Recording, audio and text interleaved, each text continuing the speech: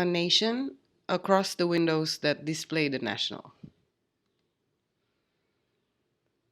Adding to the problematic binary or dichotomy that Chung presented earlier, I will speak a little bit about the exhibition that I am curating at Rubana in conjunction to this show, Occupying Modernism. The exhibition I'm going to speak a little bit about is titled FOMO JOMO, Hacking Modernity's Dualism. I get a lot of questions because of the title, but please bear with me, I will get there soon enough. The exhibition is an effort to perceive from the closest distance, to look thoroughly and carefully and through the archive, questioning the dioramas that were made by Edhi Sunarso under all the ruling regimes that we can imagine categorically.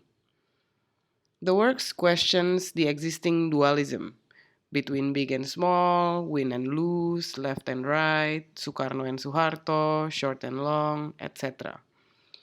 Can we hack our own way of thinking? Are we satisfied with the binary? Could there be any other choices, if not now, in the future? The communication and information technology has brought us here, to a time where most of us are categorized as digital migrants. In less than half a century, we are all going to extinct, leaving only the digital natives on this earth. Nowadays, screenshots are considered as a more convincing evidence than eyewitnesses, although we know how easy it is to edit a screenshot. Therefore, it is not unusual that debates in trials take place through a screen that airs hundreds and hundreds of screenshots rather than eyewitnesses or experts. The millennials' contribution to our lifestyle is clearly inevitable.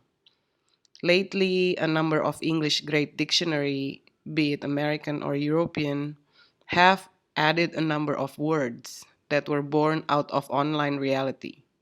FOMO is one of them. British Oxford Dictionary doesn't even explain that it derives from an abbreviation, fear of missing out. It goes directly to its meaning. Anxiety that an exciting or interesting event may currently be happening elsewhere, often aroused by posts seen on social media.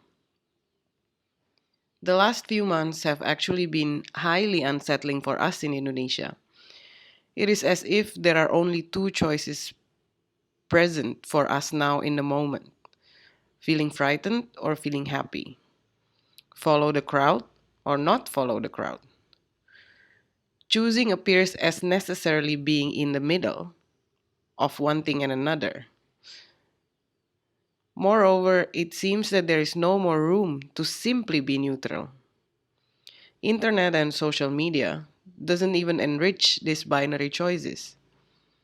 As the generation of digital migrants, we keep asking, why the acts of abbreviating, making particular codes that are only understood by certain circles? Why does this become a distinctive tendency for the millennials and the Generation Z? Why does this militaristic quality keep spreading? We might be anxious for no reason. It could also be the very thing that makes us FOMO. When we finally get used to the word FOMO, its antonym was born: JOMO. Damn, obviously we immediately get back to being worried. How come that it becomes a binary again? Anyway, let us go to this image. To some people, this was a monumental event due to various aspects. First and foremost, because of that amount of people have gathered in a dress code and for a very particular demand. Collectively, surely it have its own values. To others, this is simply an amazing image. Such a phallic thing dominating the frame, taken from a perspective in which other higher objects are not captured, with many little objects surrounding it, as if they are praising it. I'm not here to speak about the event nor the political repercussions before, during, and after the event. I'm here to tell you about the underground of that erecting object with a gold plated top. an unnamed place that we address in its predicate abbreviation, MONAS, from Monument Nasional. Both are foreign words, by the way, and both were adapted almost as is. In 1960, 59 years ago, an open call for architects to build such a thing, the first national monument, was announced. A year after, despite the fact that nobody won, the construction of that monument began. Other than the fact that it was built to show off our modern architectural capabilities, or in other words, the fact that we can catch up with the rest of the world, it was also built to highlight the greatness of such a new nation. When I say nation, do remember that it is actually the people, not the state. In Bahasa, nation is bangsa, national is kebangsaan. Just as trivia, I was kind of wondering why the need to adopt the word national, as is, nasional. Why didn't we call it monumen kebangsaan? Or even better, tugu kebangsaan. Tugu is rooted in Malay, which was the language that Bahasa is based in. Bangsa was adapted from Sanskrit, which is where many words in Malay also came from. These questions surrounding words and adaptations play a very big position in my thinking process, as well as my practice. As the late Professor Sujoko said, if we don't have the word for it, it means that we don't have the activity, the attitude in our lives, in our society. His example was, if the word abstract do not exist in our dictionary, it means that we don't have the practice, the act, the attitude, therefore the knowledge of such thing. His solution was to find translation from other languages that is closer to our society that may mean the same. Anyway, if we go back to Monas, this image was taken at the base of the monument. Not where I am heading just yet, this is just the surface, an intro towards the underground, or literally before one goes down to the museum. But you can already see the colors, the differences that are uniting, and the fact that they are chilling out, enjoying themselves. The diverse is slowly uniting here on the base. And when you finally step down to where I am heading, you can see the contrast. When you tame down the skyscraping object, it becomes much more friendly to the so-called nation, to the people. It becomes much more intimate. The nation, again, which are of the people, not state, becomes visible. The underground lives are pretty epic. It's everything that you can picture, but nothing like what you would expect from such a venue. Designed to be a museum displaying the greatness of our struggle to be a nation, how the diverse fight foreign power collectively in various places, how the diverse decided to unite for greater good. The museum is now called Museum Sejarah Nasional, or the National History Museum. Had you been expecting diverse and rich archives or documents or photographs about such fights, wars, or struggles, you would be disappointed. Nothing of such exists. Instead, the museum displays 51 dioramas, artist-made miniatures arranged and composed in front of panorama paintings of these supposedly epic events. Don't get me wrong, the dioramas are beautiful. They are physically amazing. To see them now, knowing that they were made in late 1969 to mid 1970s, makes me even appreciate them more. Despite the problematic ways of acknowledging certain parts of the past to be claimed as the so-called national history. The diorama's formal achievements are no doubt amazing. I said that the underground lives are epic because I do mean it to be plural. There are the lives of these figures in the domes that were specifically made to perform a certain construction of the past. They have survived several different reigns of power. most of which do not really care about them and what they were made to perform. In terms of conservation, they are mostly done in an unprofessional way.